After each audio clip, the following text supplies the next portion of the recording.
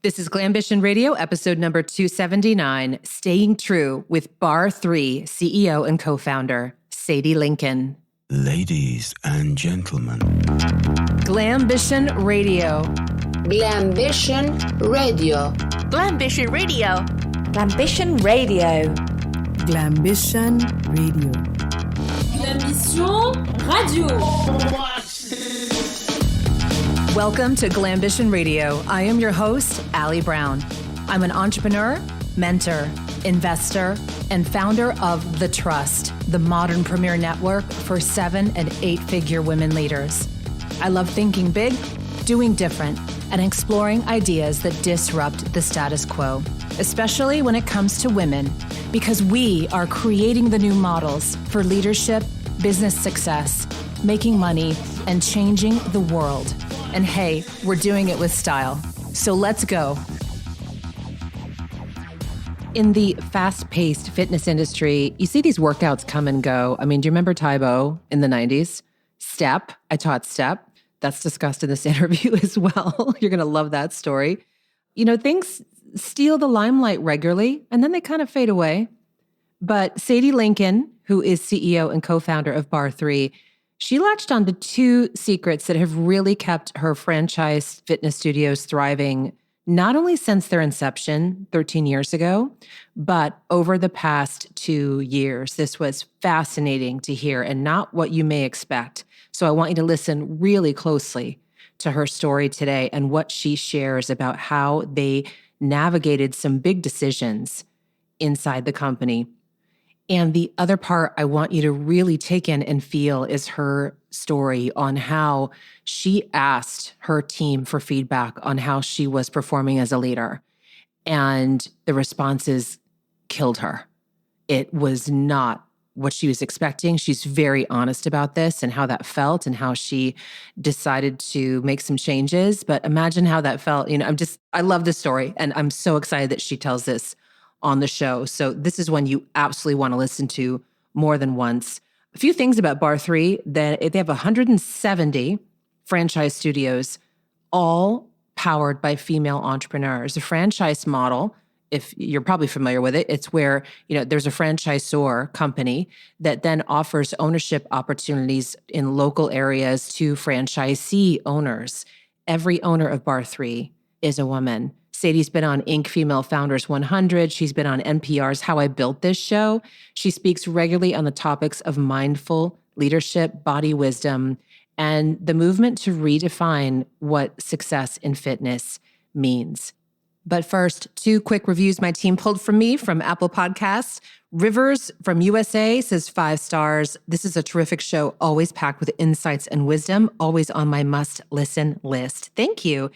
And next is SK Silbog from the USA. I originally discovered Allie when she was doing e-zines. I attended several events she did through the years in SoCal and now listen to her podcast, Glambition Radio.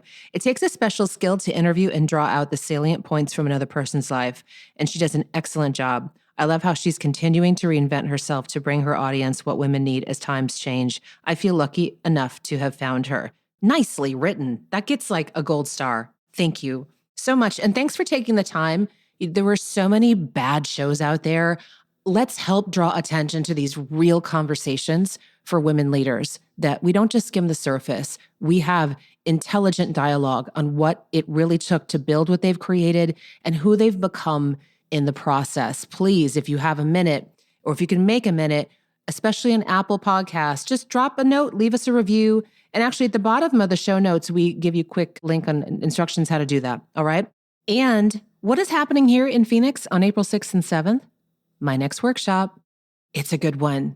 Oh, you got to take a look at this. It's called the Creative Strategy Workshop. Go to creativestrategyworkshop.us. This is an old-fashioned, you show up, roll up your sleeves, and we're going to do some amazing stuff in the room kind of workshop. It's a creative immersion for brilliant leaders, for extraordinary entrepreneurs who want to pop open a new way of thinking, connecting dots for opportunities and problem solving and new exciting things they want to create in a whole new way. All right. creativestrategyworkshop.us. There's a page with all the details there. You can see if it feels good to you. We're going to have a lot of fun. I've only done this workshop one other time. It was back in 2018, and we had it at the Canby, and it was one of my favorites. I mean, iconic. There's nothing like iconic, and I'm hoping to do it again this year. I'm not sure, but this one was, I have to say, my content favorite. To see the light bulbs go off in the room and people just make completely new connections around things and have new ways of problem solving and new solutions. And we made it really fun. When's the last time you got to do that? When's the last time that someone did not apply a formula to what you're doing, that instead they undid the formula and you created like new popcorn pops, pop, pop, pop, pop. I tell people that's what happens in the room. You see it, just there's ideas percolating, new ways of thinking are birthed. It's so much fun. creativestrategyworkshop.us. We don't have a big room for this one. The most we can squeeze in there, my team told me, is 50. Probably less would be more comfortable. So this is an intimate experience. It's something it's hard to even describe, but the best thing to do is even if you're curious, or if you know someone who is really looking for something different this year, and the women in my rooms are extraordinary. We're going to have a lot of those multi-million-dollar women in there from my events. Just come have a look, creativestrategyworkshop.us. Now, get ready for a fantastic conversation with Sadie Lincoln. Sadie, I'd love to know where you are today. I am actually in Palm Springs getting a little vitamin D. I live in Portland, Oregon, so I planned this on purpose last year. Oh, good Lord, yes. Yeah, it's about that time you start getting a little, February especially, you need some sun. Yes. And yes. I love Palm Springs. I love that area.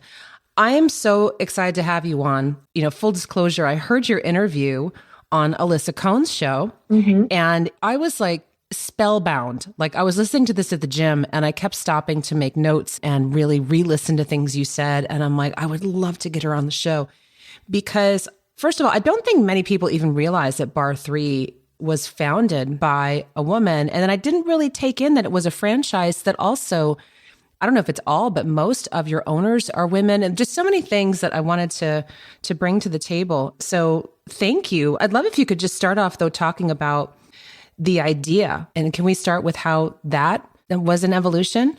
Yeah, my husband and I co-created it. We opened in August of 2008.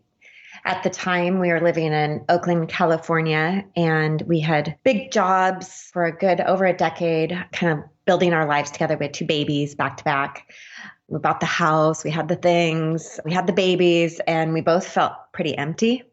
I loved the fitness industry, and at the same time, I had this narrative going on in my mind, kind of in my own private mind, about feeling kind of shame in my body.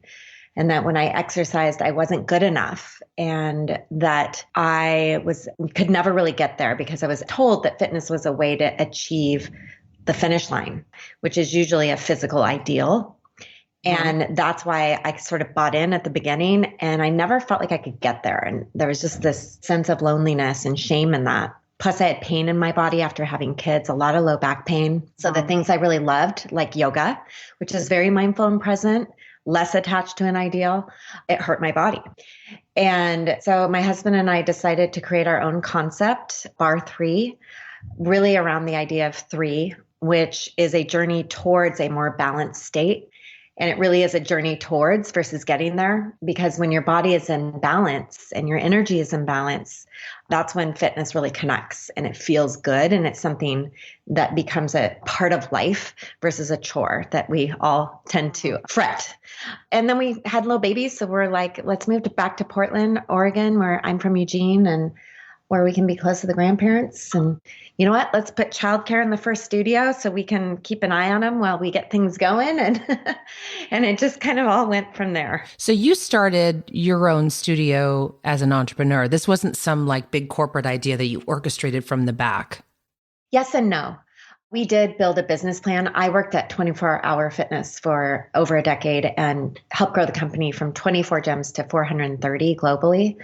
Chris worked there for about 5 years. So we knew how to scale and we felt kind of confident in that. And so we did set out, I think our first business plan was maybe 25 studios in the Pacific Northwest, and they would likely be franchised. And so we did kind of have that in the back of our minds, and we gave ourselves permission to start with our own studio and that would always be enough. Yeah. So yes, and. Well, I like that approach though, because you were getting the on the ground experience of what it would be like to be one of your franchisees.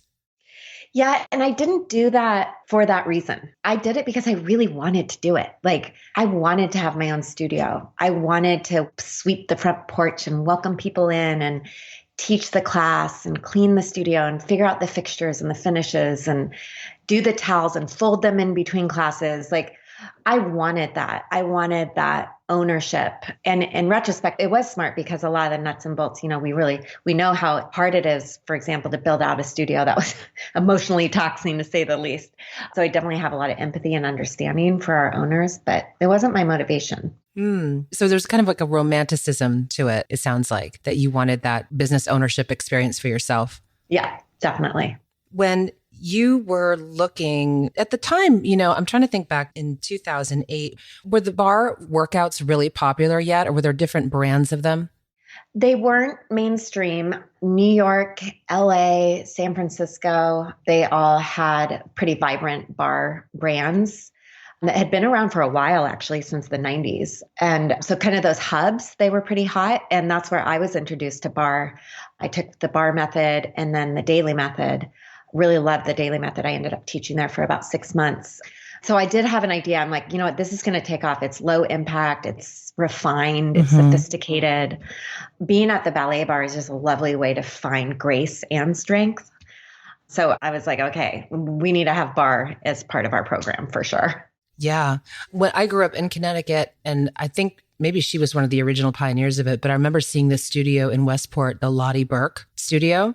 She's the woman who started it all. Yeah, no one knew what this was. We just saw all these little Westport women. And that was when like the big Lincoln Navigators first, so giant Lincoln Navigators and these little Westport women like, deet, deet, deet, deet, like coming out of Lottie Burke. And I'm like, well, their bodies look really good. What's this workout, So that's the only thing I really remember hearing about that. And then suddenly there seemed to be many brands, and I lived in New York and LA and did see some of them around. But was yours the first to bring that concept, more of this holistic view of body and mind? First of all barre brands are founded by women who are badass, which I think is so rad. Most other barre brands came directly out of Lottie Burke. So Burr Leonard, who started the barre method, was an instructor for Lottie Burke. Carrie, who is the founder of Pure Barre, she was kind of linked to that lineage as well. Certainly, I can't remember their names, but the Physique 57 founders, very, very close. Core Fusion, Elizabeth, she's, from what I understand, I don't know these people very well, except Carrie, who I love. Even Jill Daly, she was trained by Elizabeth, who is close to Lottie Burke. So they were all very close to that heritage and honored the sequencing, the style of teaching. Back then, all classes that you went to were very similar. There was a different kind of feel and vibe, but the actual choreography was almost exactly the same. So I took some of that, but I'm more influenced by yoga, Pilates, functional fitness. And so I sort of took what felt right and then sort of started to evolve it and change it based on this idea of progressing towards body balance. Yeah. And why did you choose the franchise model? It's obviously a fast way to scale, but it comes with a lot of regulation and there's complexity there. I'm sure there's pros and cons. Can you walk us through that? Yes, good question. And for anyone listening, it is a really important distinction. So first of all, franchising, it's a job. Like being a franchisor, there's the franchisor and then the franchisee is who comes on board with us. Being a franchisor, it involves a lot of legal, a lot of diligence. State by state, the laws change. It takes a lot of work to be a franchisor. The positive side, that what really drew Chris and I to it, is the idea, because we're owner operated. So some franchise models, like you can be an area developer for McDonald's, let's say, and never actually step foot in a McDonald's and run the actual restaurant. At Barre3, we're owner operated. So if you franchise with us, you will be the face of the organization. You will probably teach classes. You'll welcome people in the front door, just like I was explaining I did. And what we like about that is that that's basically our growth strategy. And all of our franchisees are our investors. And in our case, we are 100% owned and operated by women who are very aligned with our vision and our mission. They chose Barre3 because of our purpose, and they're willing to put their own dollars, skin in the game, to grow it into their community. And to me, what a beautiful way to grow, because it's like we're all in it together. If we owned and operated and we wanted to get to the scale we're at, we would have had to get capital. We don't have that much capital. We would have had to raise a lot of money. And that's usually a certain type of person who has that kind of money. It's usually men, affluent men, often white, who want to return on their investment. That's why they're doing it. But they're looking at it from a very different place than on the ground working with clients' bodies, right? And so just inherent in that model, I believe it's pretty hard to keep it as true and pure and purpose driven. You're beholden to their money. And it's also interesting because we own 6 studios. So here's the other twist is we own 6 studios, and our 6 studios bring in the same amount of revenue as I think 100 franchise studios because we get a little bit from each franchise. So if you're franchising, the game is scale. You want to have multiple locations because you're just getting a little bit from each. But, 6 locations is pretty doable. And we've been able to grow those on cash flow and a little bit of SBA loans. And they're great revenue drivers. So, I think it's just kind of deciding, what path is best for you. Yeah. When the pandemic hit, I understood that you actually were already doing live streaming classes. So can you tell us how that did influence you and all the studios and how you've navigated through the last few years? Yeah, we had a digital streaming business since 2011, which is in addition to going to a studio, you could get a monthly lower fee online subscription. And we've been doing that for a long time. We had like over 300 workouts in our library, really finessed it, fine-tuned it. And the reason we built that in the beginning was because our clients would travel and say, tell me what to do while I'm traveling. And so that was born out of me really wanting to take care of our studio clients. So when the pandemic hit and all of our studio doors shut, basically overnight, we had that revenue stream. We doubled our online subscription revenue in a month. Yeah. Grew 100% year over year in 1 month. And we made a choice to not just depend on that. We allowed all of our franchisees, and this is new, to teach live stream classes through the Zoom platform so they could maintain their community and connection with their clients. And what was really interesting about that, it's like we've all learned so much, right? Was really interesting about that is our premium, beautiful digital content where we have a set and we have trained instructors for the camera, which is good lighting, good angles, good music. It's a certain kind of talent to be in front of the camera versus in person. They're 2 different people a lot of times. We weren't really sure if people were going to want to go to the lo-fi Zoom classes with like toddlers running in the background and craziness happening. But by and large, our studio clients chose their owner and their instructors because they have an emotional connection. Yeah, I thought that was so interesting. It is. It's interesting and it's beautiful and it gives me hope because I really want business to be about community and connection and maybe not so precious. I think we learned that relationships matter more than a shiny set, Yeah. And I think it's a good reminder. It's interesting sometimes that what gets people to stay isn't the core product even. Do you know what I mean? Like the workout's the workout and apples to apples, the experience they had though was much different. They wanted that connection and that local. And I do think we're going to come back to that even more. I just feel like the local communities, local connections, local, I go to a local smaller health club here and that's probably this is kind of sad to say, but like the only people I see regularly, besides of course my lovely family, people outside the home that I see regularly and like talk with, right? So like they're the only people like I connect with regularly. Everything else, we become so digital and disconnected. I know it's so important. It's so important. When people walk in our studio doors, like I still teach in Portland, I'm just so thankful. Every single person who walks in the door, I'm like, thank you so much for showing up today, right now, in a pandemic with all that's going on. I think people are taken down by anxiety and depression, and it's kind of addictive to be at home for some people, and they spiral and then forget to get out. And I'm honored when people decide to get up and come into the studio and work out, because I know it's a basic need for us humans to be together and be seen and be a part of something. Yeah. Yeah. There is a story that you've shared as you were evolving into becoming a leader for Barre3 and for your teams. There was a story I heard you told about getting some feedback and being very vulnerable that just honestly got me teary. It was so profound. And I really took it. I think we've all been there sometimes getting feedback that we weren't sure we wanted. And just there's so many layers to this. Would you mind sharing that for everyone? Yeah, everybody has a different psychology, right? For me, Barre3 started so organically, and there was so much, this sounds so cheesy, but it's true. There was so much love. I felt like the brand was beloved. I felt like I was beloved. I had a really just the sweetest team. We were just doing so well for so long. And, I think I lost sight of things, and, lots of goes into this. And the values changed, and we started to grow fast, and communication got weaker and all the things, right? And I started to feel lonelier and lonelier on the top. Whereas in the beginning, we were around my dining room table, like laughing our butts off, figuring things out together. And then slowly I was like not invited anymore to the like happy hour or whatever, which is super normal. But what my psychology, I was like, I needed them.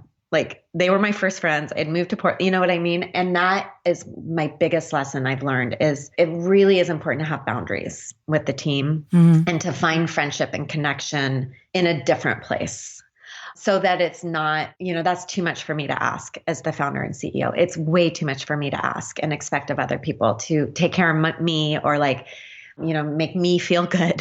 It's not their job. So it was such a learning. And so when I first got the feedback, which was an anonymous survey, it brought me to my knees because it hurt. It genuinely hurt. And I will say today, when I get that kind of feedback, it doesn't hurt anymore. I'm able to emotionally detach from it and look at it with a more kind of detached lens. And I learned this the first time around. It brought me to my knees, and then with some great coaching and humans helping me, figured out how to take kind of the snarky comments and make them into something that were productive, that I could actually become a better human from, Yeah. I think all of us just feel that, and we want to acknowledge you for feeling it. I mean, I think as women especially, I think there gets to be a point that there's a transition we have to go through, right? When you're going to lead, where that stuff's coming. I think it sounds to me like, I guess where it really, I felt it almost in my body is if I imagine these are people that I talk to every day and work with every day, and you think you know them and you think you know how they feel about you, but then an anonymous survey is like, I'm like, what? Yeah. What was that? Who were you? We just had coffee. I would have been lying awake nights. I mean, I just want to let you know that story it's probably was the most profound for me listening to as, we all evolve into leadership and we're growing teams. There's these little thresholds that we cross where we're like, all right, this is a grown up moment, right? For leading this company and leading this mission. Well, I appreciate it. It's definitely a question. It's definitely picked up like the first time I opened up about it, which I kind of do in general with everything. It really is a question that's asked over and over again. And I will say that I wish I had heard someone I respected in business, a woman, tell this story. In that moment, it would have been so comforting for me to know that other women leaders struggle with this, or men for that matter. It's not a story that's often told. At least I haven't heard it very much, unless it's like in the media, like horrible, like PR stuff. Right.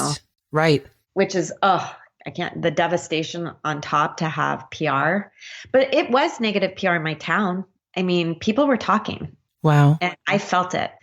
And I think that's the other thing to remember is when you're successful, you are fodder for gossip. Like it's just a thing. And I've developed a much thicker skin around that. Yeah. Well, we're feeling it with you. I was like, I hope she tells the story. I didn't even ask you ahead of time. I'm like, you're going to tell the story. I just decided you would. There's that whole, anyway, I'm not going to psychologically dissect it, but there's just so many of layers of that I know we go through. And I think especially when they're people you work with closely, and then it's just a whole other level. Tell me about, how do you keep the brand fresh? How do you engage new people coming in the door. Fitness is a space that changes so quickly and things can be gone. Like I just had a flashback to, remember Tybo? Remember? Like, Yeah. I don't think barre has a lot more staying power, obviously, because it's been around for decades. But, how do you know when to freshen things up versus how do you know when to say, no, this is what we stand for. We are not adding boxing. We're not adding, I don't know, hot yoga, whatever. Great question. I literally was just talking to my husband on the phone during morning hike about this very thing. We have a really clear vision and mission, and our vision is to redefine what success in fitness means by our mission, which is to teach people to be balanced in body and empowered from within. And how we do that happens to be through the Barre3 signature class. And so on purpose, I've been in the fitness industry forever and I've taught everything. A lot of things. I taught a version of Tybo. It is intoxicating to move on and to try new things. And it's a death sentence if, as a brand, you start to chase the new thing, even if your clients are begging for it. Or if you change whatever is working because you get bored. Yeah. And a perfect example of that, did you ever take step aerobics? I taught step. Oop, oop. Yeah. Grapevine, over the top. In fact, you mentioned, or Alyssa did, Petra Kolber, who I know as well. Yeah, there's a whole story with Petra too, which I won't go into. But I taught steps. So like Petra was like my idol. Like I got a VHS tape of her, man, and watched it like over and over because I'm like, I'm going to teach like Petra Kolber and I'm going to get that haircut. And I did. Yeah. I went and saw her at little conferences. I was like one of her groupies. Well, she did a good, all step instructors in the beginning, it was simple. Right. It was challenging. It was a good vibe. You'd leave drenched in sweat. The music was on point. Mm-hmm. And then instructors got bored and started to speed up the music. And the core You're so right. Suddenly it was like ding, ding, ding, ding, ding. It was like and we people are falling. We started to do crazy choreography. Right. What happened is the core client kept coming because that client was growing with us. But anybody new that jumped in the room was like, I don't know what the heck I'm doing. Oh God, right? I remember that. And they're just making, now it's step funk and step jump and everything. They just. And then step basically died. Yeah. Right. So I talked to the team a lot about that the most important thing is that we're balancing bodies, and we've created a system of exercise, the Barre3 signature class, that sustains over time. You can take it 3 to 5 days a week without overuse injuries. We've mastered, and this has not been easy, but a way to evolve the class over time so that it's not the exact postures every time you take it. And in fact, there's many different variations within our existing signature class that you can teach. And we empower our instructors to sequence things and modify it depending on who's in the room. So we have variety built in. Brilliant. But even so, the team is like, let's do cardio. It's so intoxicating. HIIT is really hot, right. Or let's do like straight up strength. And all of that's really good. We don't by any means think we're the answer, but we are a answer. If you think about like In-N-Out Burger, I think they're like my hero in terms of like sticking to it. Like 3 menu items, man. Nothing else. My kids can't get around it. They're like, there's nothing else. I'm like, look at the menu. Hamburger, cheeseburger. Any car line at all times, but they have workplace awesomeness. They clearly take care of their tribe. Yeah. They have a sense of fresh. They keep people confident and excited about the product, even though it doesn't change. Mm-hmm. And those are the kinds of brands that fire me up because it's like, that's everlasting. That's sustainable. That's something like we can count on. If you think about the sweet little mom and pop places, the reason we love them is it's the same ice cream every time. It's the same guy behind the barista. Like, the barista guy is the same. Mm-hmm. Like that sense of sameness is actually sweet, especially with small boutique businesses, because just like shopping, you can go get your baguette in one shop, you can get your cheese at another, and fitness can be like that too. Yeah, I love that. So true. Sadie, I think let's wrap up with 3 great pieces of advice for all the women listening. We have women listening around the world. They're entrepreneurs or want to be entrepreneurs. They've been very inspired. What would you like to leave them with? 3 things for me that's worked. I always about experience sharing and then take whatever you want from it. But the 3 things that's really buoyed me in this journey, this 13-year journey being an entrepreneur, Number one is a practice of self-awareness and doing things like strength finders, therapy, really understanding where my unique genius lies and being okay with that and not trying to push myself into some other picture. And then practicing consciously being authentic, like making choices on the regular that line up where my core values lie and where my true unique genius already is.